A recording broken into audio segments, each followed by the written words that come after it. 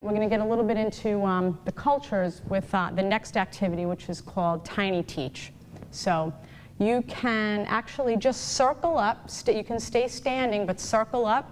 Does anyone, I would ask the group, does anyone have something that is that's unique that they can teach? Maybe a language that you speak.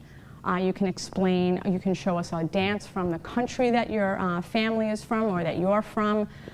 Something that is part of your culture and something that you do in your household, something that you could teach. Kids actually are better at coming up with this than some adults are.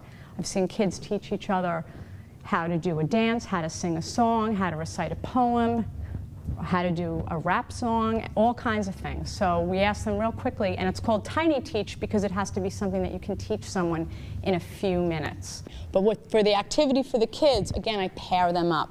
You pair them up, give them 5 minutes. Both kids would teach something, and then you would share it to the other kid. You'll see some really creative things. Just give them some time. And if they're having trouble, my suggestion would be, obviously whenever you do an activity where you're pairing people up or grouping people up, you want to walk around and say, oh, how you guys doing? And maybe, thanks, make some suggestions. Oh, well, what about, have you learned anything in your house? Have you taken any lessons in anything? Kids, dance, and they're pretty creative. So that's called Tiny Teach. I think I have maybe time for one more quick one.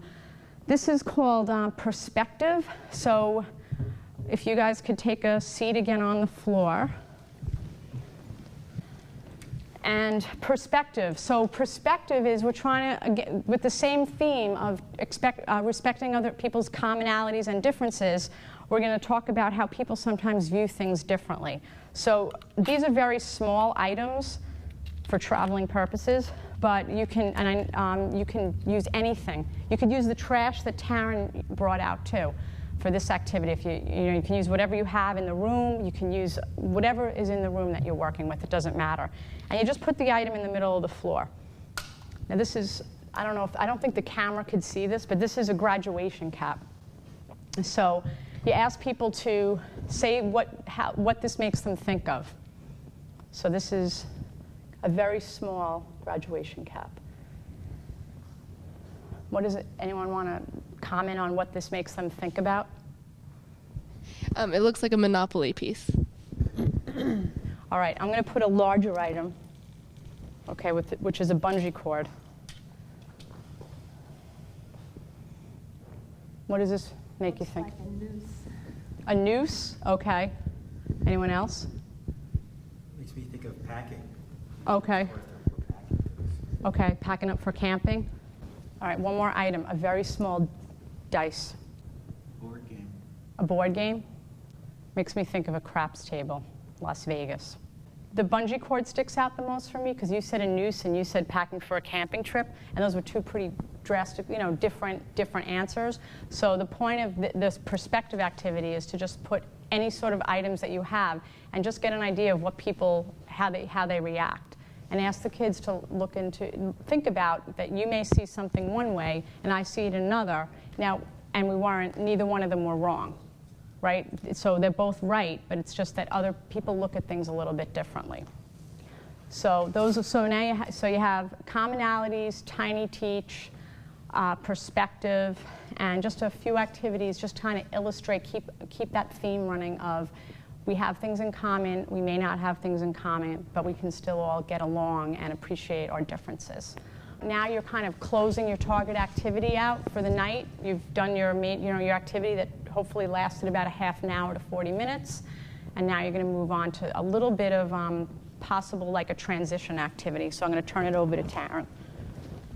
Okay, so after you've done the activities that are both fun and they're educational because they're meeting your targets, then you can have some time, maybe just 10 minutes, for either free play, some free time together, or you could also do just a game, like just for fun, non-target activity oriented game. And so I just brought a suggestion of a game that we just played a couple of weeks ago with one of your groups that was pretty successful, called Cat and Mouse, and this works best outdoors. So if you have the opportunity to go outdoors, but you don't want to just like let them go, you want to actually do something with them that's non-competitive. Also, even if you're going to have free play, it's good to encourage non-competitive games, because in this environment in Navigators, we can be different than all the other time that they have together where they might be doing more competitive sports. We have the opportunity to do something a little different.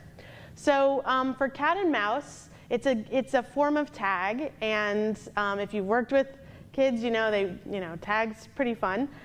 So basically, we'll get into pairs. So go ahead and get into pairs, and you'll link elbows, except for you two. Will not link elbows.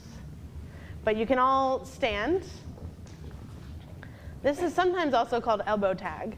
Okay, so we'll do this in slow motion because we are indoors and the cameras are trying to capture us.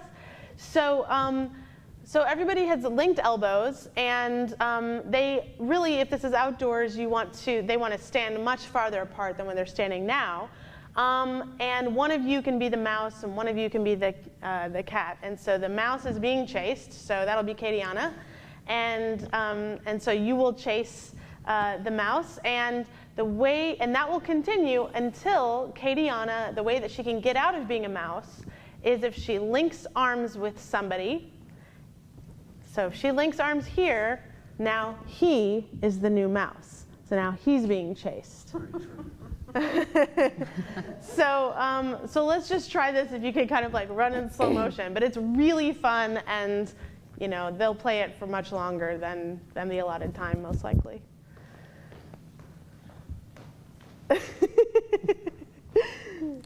Good, huh? Oh, now he's got to get her, yeah. Oh, now it's her. Now she's the mouse. And then what happens if you get her? Why don't you actually let him tag? Okay, now you're the new mouse, so now it switches.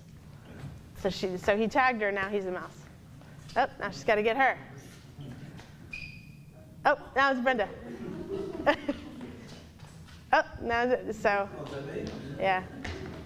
Okay, great, good job, good job.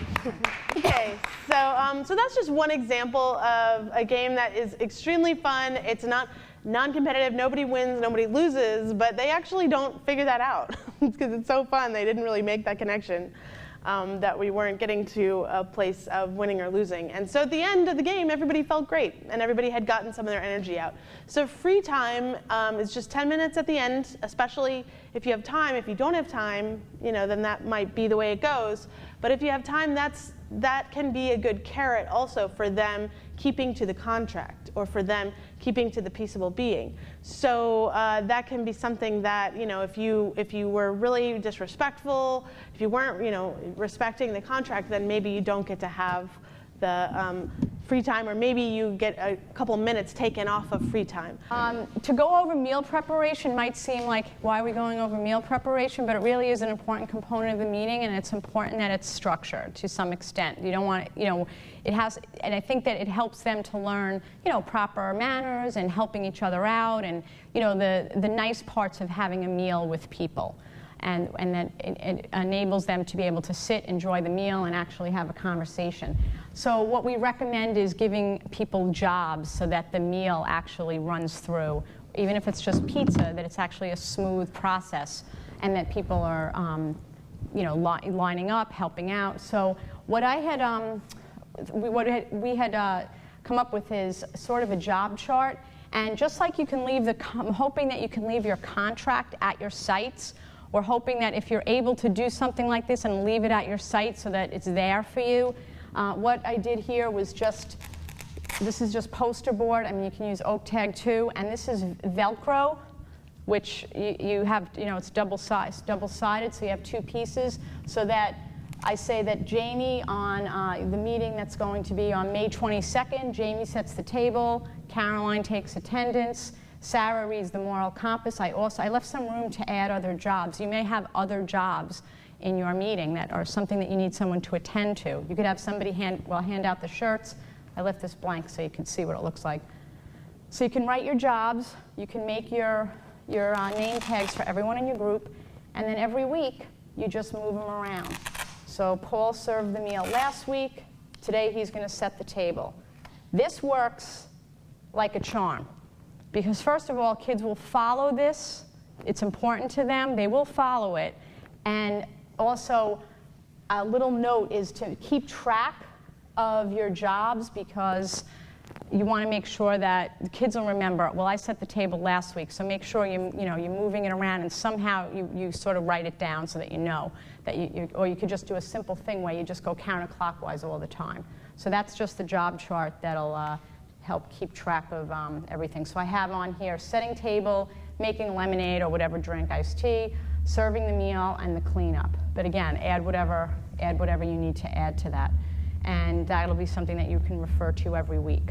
You've had the meal, you've cleaned up, and I think none of us like when you just say, okay, everybody, bye. This is a special group, it's a special meeting, so obviously you want to close it out properly and have some sort of a closing activity that people don't just eat and then run out the door. So you close it, everybody's together, and you're ending the meeting. And Taryn's going to give one example of a closing activity that sort of a recommendation for the Navigator group in general. So this is a great example of a closing activity that won't take too long, but will help you leave feeling centered and ready for to take what you got from your Navigator's experience out into the world. So everybody gets in a circle, and you go around the circle and say, I am the Navigator of my own life, and this week my goal is to blank. Okay, so whatever their goal is. So everybody can take a minute. So take a minute to think about your goal. We'll do this together. So just think about a goal maybe that you have for your week. Or maybe it's be nicer to my sister. Or maybe it's get all my homework done. Maybe it's be helpful around the house. So this is, again, building a leadership skill and taking what we're developing in Navigators into the rest of our lives. So, so let's just stand and try it. Would anybody like to just go ahead and start? I'm the Navigator of my own life, and this week my goal is to finish the book I'm reading.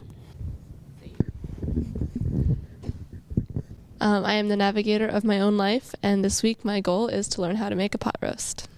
Great. So, and what you'll do actually, we're doing this popcorn style, but what you want to do for the closing activity is just go in a circle, like just keep it fast. So I'll start. I am the Navigator of my own life, and this week my goal is to clean my room. I am the Navigator of my own life, and this week my goal is to throw a nice going away party for my friend.